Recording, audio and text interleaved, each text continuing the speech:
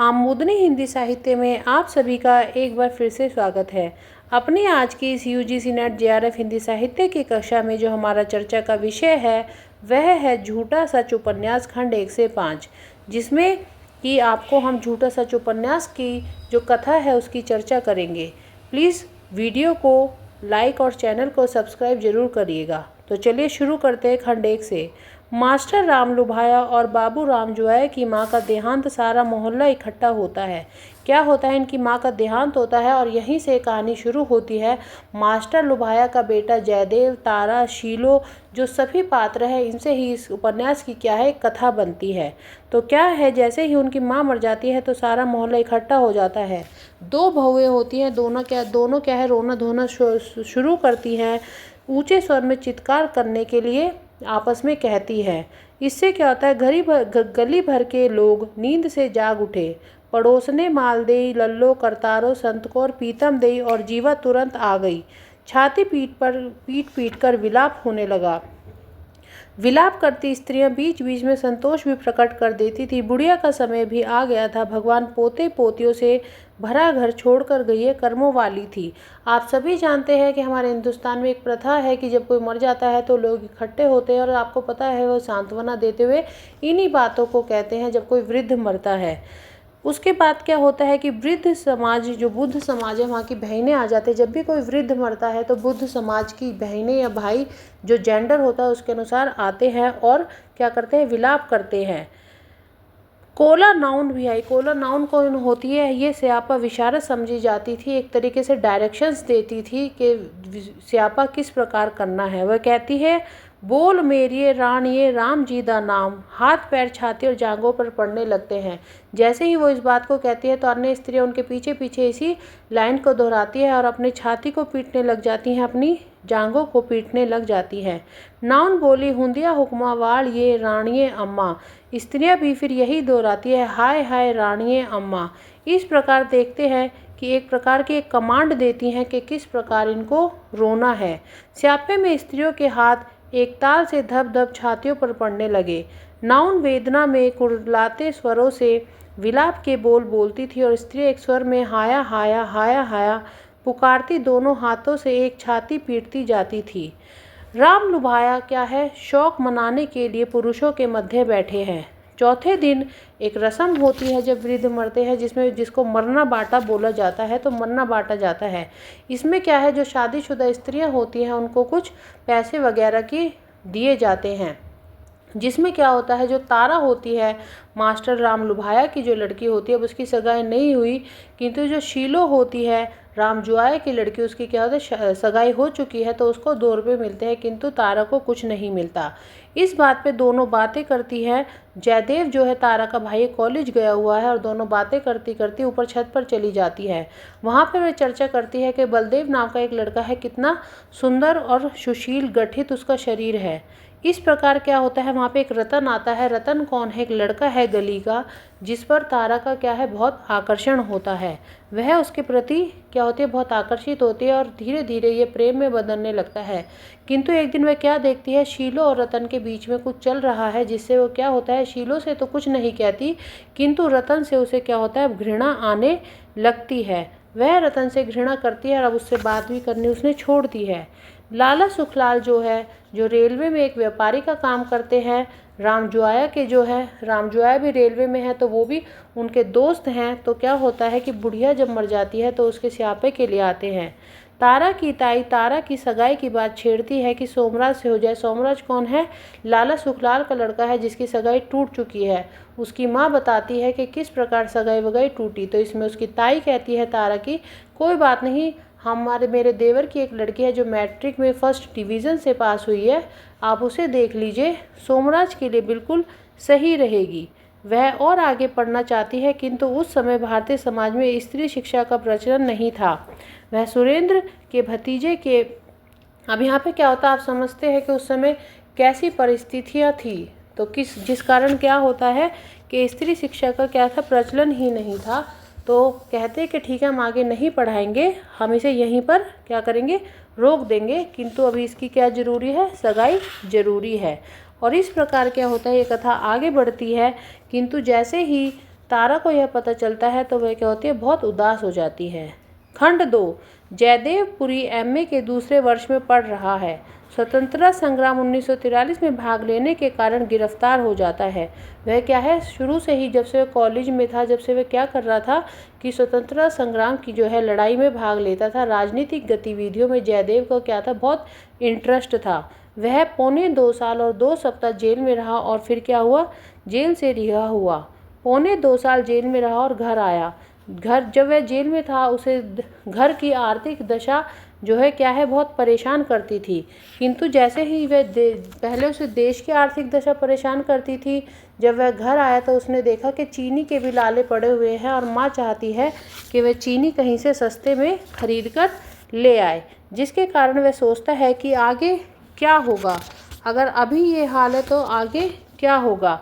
वह पूर्णदेव ब्रह्माणी को देखकर बहुत परेशान होता है, उसे उस पर बहुत दया आती है। पूर्णदेव ब्रह्माणी होते हैं जिसको क्या होता है, उसका परिवार वाले धोखा देते हैं, उसके पति की मृत्यु हो जाती है और उसकी सारी संपत्ति को क्या है, उससे छीन लेते हैं। उसकी एक जवान लड़की होती है जिसको कहीं इधर उधर से क्या है, पैसे मिलते हैं। कोई उसे अपनी सलवार दे देता है क्योंकि उसकी सलवार फटी हुई है, कोई उसे अपना सूट देता है।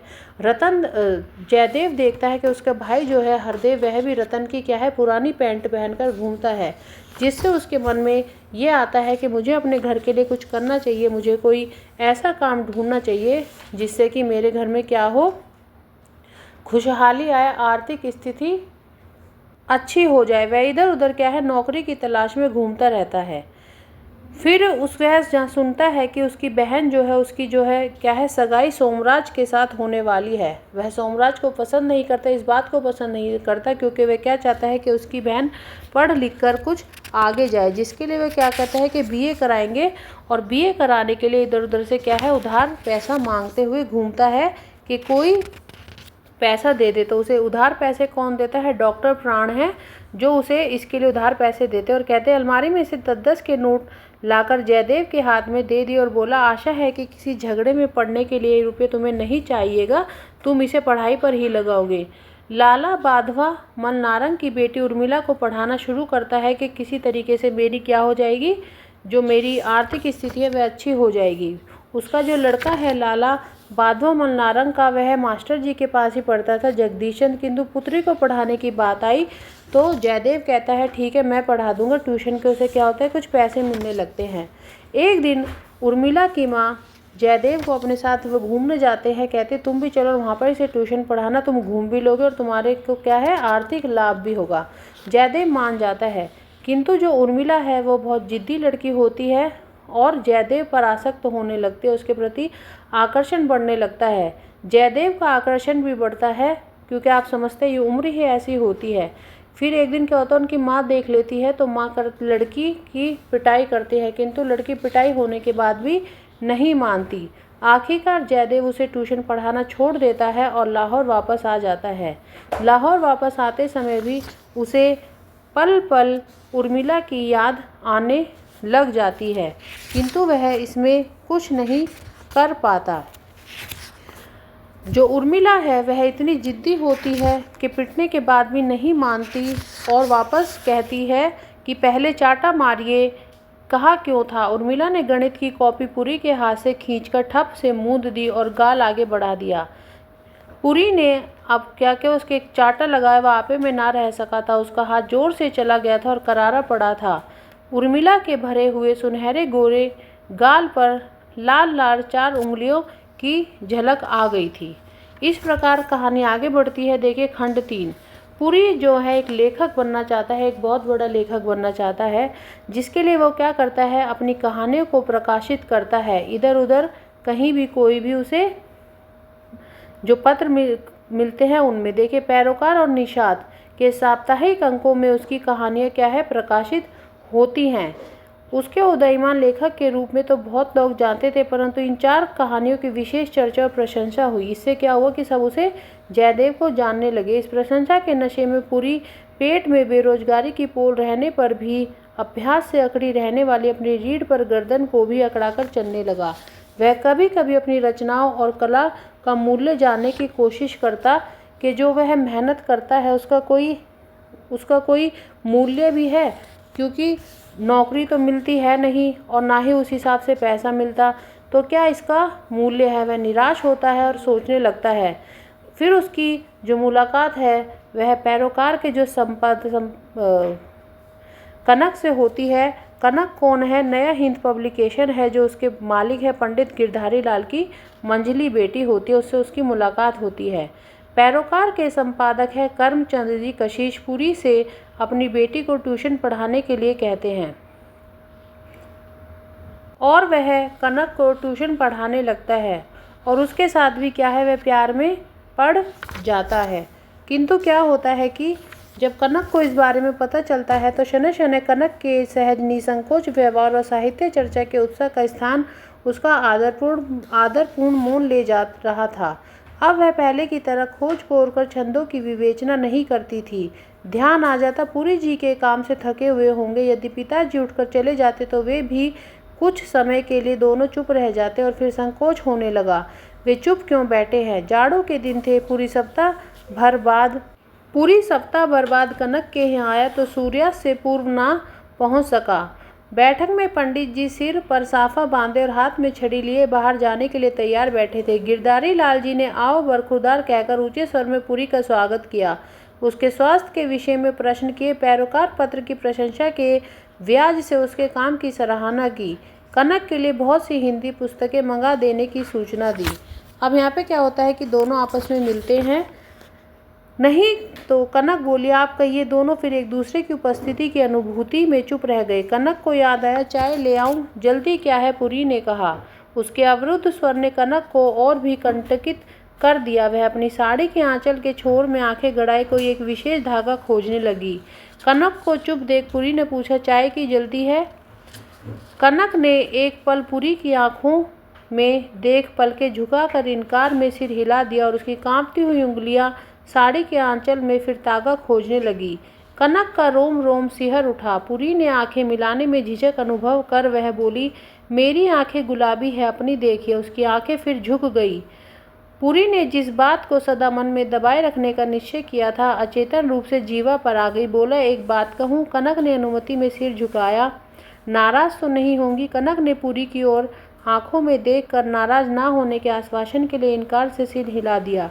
प्रतिज्ञा करो, पुरी ने और अधिक आश्वासन कहा। किस बात की? इस प्रकार क्या है उनकी वार्तालाप आगे बढ़ती है और क्या है प्रेम की जो बातें हैं उनके मध्य चलती है।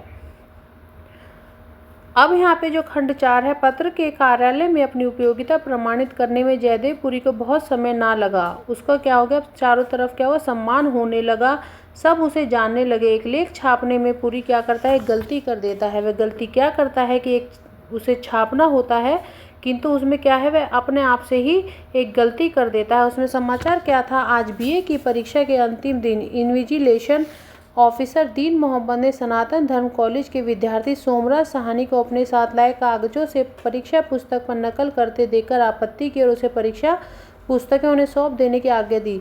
सोमराज जिसकी सगाई तारा से होने वाली थी या हो चुकी है, उसके बारे में जब पता चलता है कि वह पेपर में चीटिंग कर रहा था तो एक क्या होता है, खबर छापनी होती है।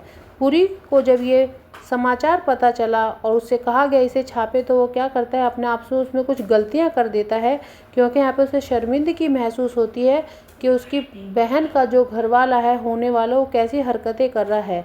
पूरी एक सांस में समाचार पढ़ पाया और कुछ देर निश्चल बैठा रहा। उसे तारा का ध्यान आ गया। वह समाचार का कागज मेज पर रखकर ठोड़ी को मुट्ठी में लिए बहुत देर तक सोचता रहा। समाचार को रोक देने की कशिश जी के सामने जवाबदेही करनी पड़ती और उसे सोमराज के प्रति सहानुभूति की अपेक्षा ग्लानि ही अधिक होती। पुरी ने समाचार में सनातन धर्म कॉलेज के साहनी शब्द काटते। अब यहाँ से क्या किया, पुरी ने जो है अखबार में चेंजेस लाने शुरू किए। समाचार में सनातन धर्म कॉलेज और साहनी शब्द काट दिए। नकल करते देख की जगह नकल करते समझ कर दिया। मुख्य शीर्षक सीनेट हॉल में हंगामा को बदलकर उसने सीनेट हॉल में गलतफहमी कर दिया। मन बहुत उचाट हो गया था। काम पूरा करने के लिए उसे 2 बजे के बजाय 3 बजे और दफ्तर में रुकना पड़ा। इस प्रकार ये कथा आगे बढ़ती है। हिंदू लड़के ने मुसलमान प्रोफेसर को पीट दिया। टीकाराम को उत्तर सुनाई दिया, शाबाश पट्टे। दीवान चंद बोला, बेचारे को तंग किया होगा इन मुसलों की। सुबह सुबह भयंकर गाली दे दी। और आगे बढ़ते बढ़ते कथा 5वें प्रकरण की ओर जो है बढ़ती है। अच्छा ही है हम सगाई तोड़ने की चिंता से बचेंगे। जब सोमराज के बारे में घर वालों को पता चलता है तो जयदेव कहता है वह पहले भी इस सगाई से खुश नहीं था, अब उसे मौका मिल गया। वह कहता है कि अच्छा ही है हम सगाई तोड़ने की चिंता से बचेंगे। माँ की आंखें विस्मय से फैल गई। उसने सिर को दोनों हाथों में थाम कर समझदार समझे जाने वाले लड़के की ओर देखा। तुम्हें उसकी ज़िंदगी भारी हो रही है तो मैं बहन का बोझ उठा सकता हूँ। पूरी बिगड़ उठा। कहाँ फर्स्ट डिवीज़न में पास होने वाली लड़की, कहाँ इम्तिहान में नकल करने वाला सोमराज। और इस प्रकार इस उपन्यास के 4 प्रकरण पूरे होते हैं और आगे की चर्चा हम आपसे अगली वीडियो में करेंगे। आज के लिए इतना ही, धन्यवाद।